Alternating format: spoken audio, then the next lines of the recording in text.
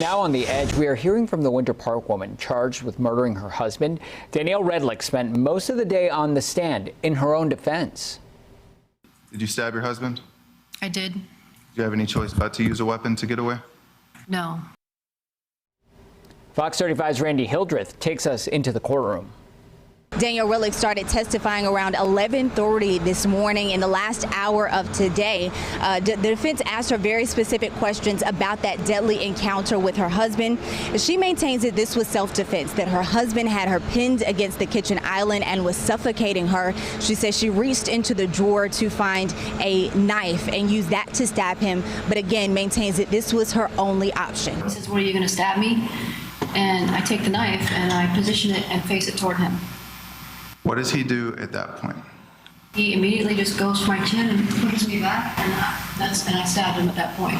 How were you positioned at the point of stabbing him? Basically on the back of the island, and been pinned by him. At that point, are you able to get out? After I stabbed him, yes. Prior to doing that, prior to stabbing him with a knife, are you able to remove yourself? No. At the time you have the knife and you stab him with it, what are you trying to do? What is your goal here in your mind? To get away from him. Why? If you don't do that, what is your belief that will happen? That he might smother me to death. Danielle Redlick says she ran to the bathroom to get away from Michael Redlick after stabbing him. She says she didn't have her phone because he had taken it from her earlier.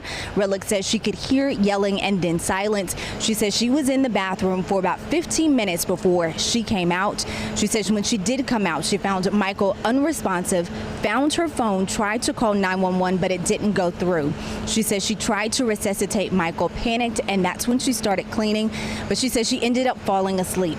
Now, Redlick does deny getting on dating sites the next morning, but says she did look up how to slit her wrists before calling 911 again. Did you get on any dating sites? No. Is that something you were thinking at all about that morning? Not at all. Why do you go from wanting to slit your wrist to calling 911? What changes there?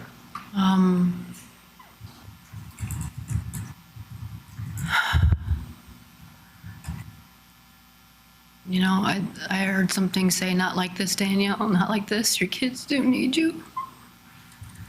They didn't need to be without both parents. Her testimony ended with the defense asking if she felt like she overreacted to Michael Redlick by stabbing him. Her response was no. Jurors will meet in the courtroom for the trial to begin tomorrow at 9 a.m. In Orange County, Randy Hildreth, Fox 35 News.